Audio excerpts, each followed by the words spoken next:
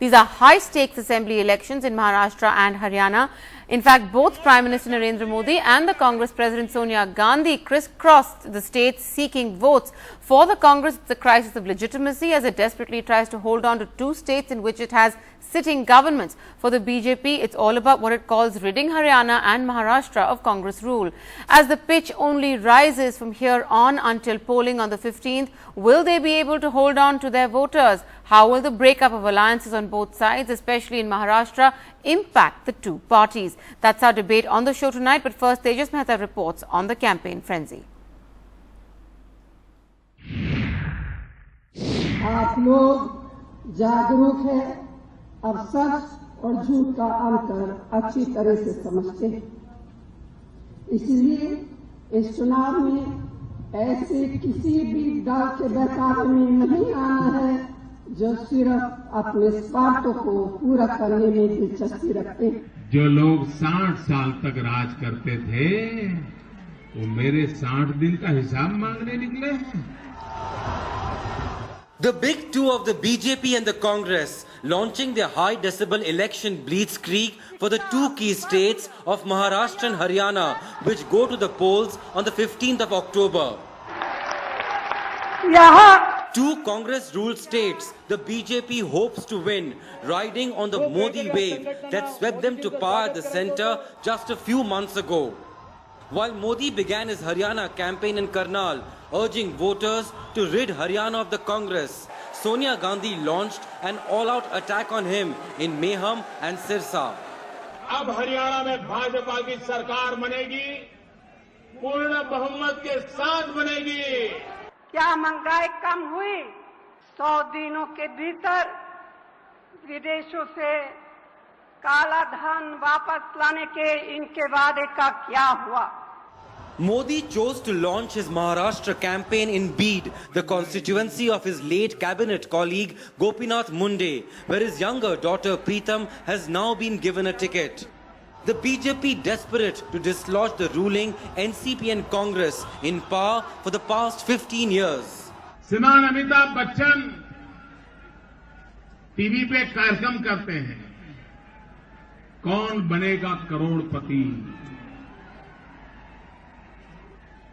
लेकिन महाराष्ट्र सरकार, उसमें बैठे हुए लोग हर दिन खेलते थे, कौन बनेगा अरबपति। और मतदान करते समय गोपीनाथ जी का स्मरण करें, कमल के निशान पर बटन दबाएं। Maharashtra and Haryana, the first two assembly elections after Narendra Modi convincingly swept India in the 2014 Lok Sabha elections, and therefore many feel the results will reflect his own popularity. A touchy issue with the BJP since their own former ally, the Shiv Sena, openly and repeatedly questioned the Modi wave. An ally the BJP snapped their 25-year-old ties with. Modi, however, avoided even mentioning the Shiv Sena. With camera person Rajendra Dayalkar, in Beed, Tejas Mehta for NDTV. Right, well, to discuss the campaigns in Maharashtra and Haryana, joining me in the studio, the Congress spokesperson Rashmikant from Mumbai. We have Majid Memon of the NCP. We also have Bharat Raut of the Shiv Sena. We are also being joined by Nalin Kohli, who's in Mumbai as well, traveling right now on the campaign trail over there. Nalin Kohli, I want to first come to you. Prime Minister Modi speaking at Mumbai's Mahalakshmi Racecourse currently. It's been a busy day. What are the changes for you in his campaign speeches in these assembly elections versus what we saw in the Lok Sabha elections?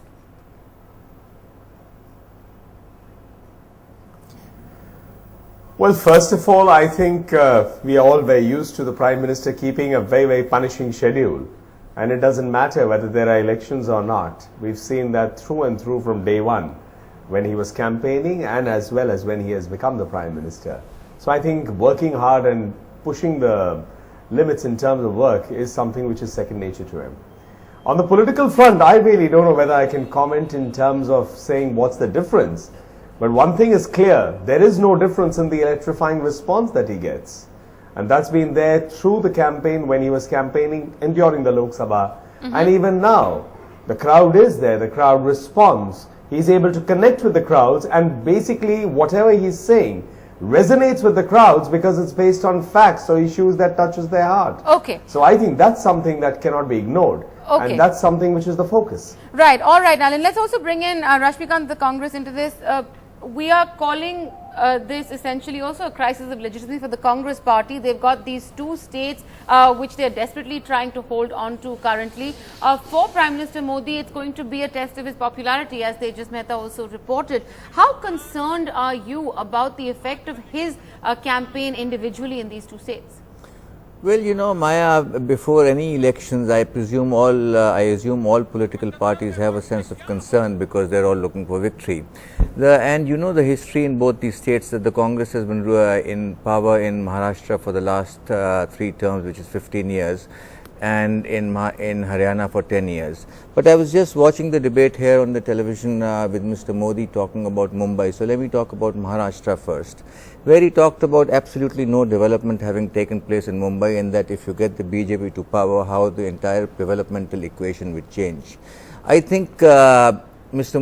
Modi needs to sort of be known a little, be sort of briefed a little better by people who advise him that in Mumbai itself, which is about 7 to 8% of Maharashtra's population, you've got the Rajiv Gandhi Sea Link, which is from Bandra to Worli, which has cut down travelling time by 50%. You've got the Eastern Freeway from Orange to Chembur. Its length is 17 kilometers at 1250 crores. You've got India's first monorail project there. You've got the Sahar elevated access road. You've got Mumbai Metro Rail is the biggest thing. It's 146 kilometers in the offing, and the Versova and Dheri Ghatkopar is all ready for operation. This is just Mumbai. Okay. Now take the drought that came last year. There was not a single cattle that died. There was not a single person who migrated. The water harvesting that they did was a role model for other states to follow. So there's been tremendous. There's been tremendous. You're saying that in the sense the Congress is confident it has a strong base in Maharashtra. Oh, absolutely. And let me make one last point. Congress is the only party in the state which, after independence, has formed a government on its own. Okay. All right. The only party that's formed a government on its own in Maharashtra. In fact, Shiv Sena, Bharat Raut, you want to come in on this because the alliance with the BJP is something that has been an old one. The breakup of that alliance, is it likely to split the vote really in a sense that has been for the BJP Shiv Sena combine all these years? How concerned are you? Listen, Maya, let me first clarify that I am not here batting for Shiva Sena. I had already told your people that yes, I am former MP of Shiva Sena, but here I am sitting as a political observer or a journalist, whatever you say. Having said that, let me first remind the Congress spokesperson a little. Yes, the Rajiv Gandhi Worli Bandra Sea Link was inaugurated when Congress was in power, but the whole plan was conceived and the foundation stone was laid and the whole scheme was chalked out when Shiva Sena BJP government was in power in Maharashtra. The project was delayed when Congress NCP government came in power. Having said this, another thing is, he said that not a cattle died during the drought. I am happy about it, the cattle did not die. But in last 15 years, over 5,000 farmers, human beings, have ended their life committing suicides. What do you have to say about it? Is this the way the government functions? This is the thing. Okay. Now I come to the to your thing. Yes, Shiva Sena and BJP are now contesting separately, which is an unfortunate failure of their ally. Same thing, Congress and NCP have also failed. Yeah. But the division of Shiva Sena BJP vote, that is essentially anti-incumbency, anti-government vote, if that is splitting, that will definitely has weakened both the sides considerably. All right, that's an interesting point. Just a moment, we'll just get Majid Memon into this. Just one quick one on his point. Very quickly, yeah. The gentleman there earlier talked about the suicide by farmers. He's forgotten that it was the Congress government that cut out there was a complete loan waiver, And the suicides were essentially because the farmers felt a sense of loss of dignity that they could not repay. Okay. And there was 3,750 crores paid and UP paid 2 again, and there were no farmer suicides after that. Okay, fine. Let Majid Memon come in on this, because on the one hand, the Shiv Sena, Bharat Rao, rather speaking as a journalist today, is saying that it's not about the alliance really splitting, but it's about keeping the anti-incumbency vote united in Maharashtra against the Congress. Your alliance is also split. Many are saying that the NCP is also going to weigh its options depending on how well it does, whether it wants to align in the event that it may have to with the BJP. Maya, I would, you see, excuse me, give me a couple of minutes to tell very pertinent issues, which we have been talking about. Now, the Prime Minister first spoke in Beed. I heard him very carefully from beginning to end. Then he spoke in Aurangabad. I heard him fully. Now he is talking at the moment in Mahalakshmi, and I know the tone and tenor of his talk. Now, particularly in Mumbai, we are not talking of Haryana. You will excuse me, I will only confine myself to Maharashtra, because there itself I may not have time. Now let me tell you that in Mumbai, when he descended on Mahalakshmi airport, racecourse ground, I believe he was not blindfolded, and he did not see how Bombay has changed Mumbai into Mumbai in the last 15 years. If you see the photographs of Mumbai of 2000, and see the photographs of Mumbai in 2014, not to talk of ceiling, flyovers, monorail, etc., etc. And then he talks negative about Mumbai only for the purpose of catching votes. It's a shame. And he defames Maharashtra as though Maharashtra is drowned, Maharashtra has gone. Has he not been able to see any progress in the state of Maharashtra? Let him be fair, he is the Prime Minister of this country.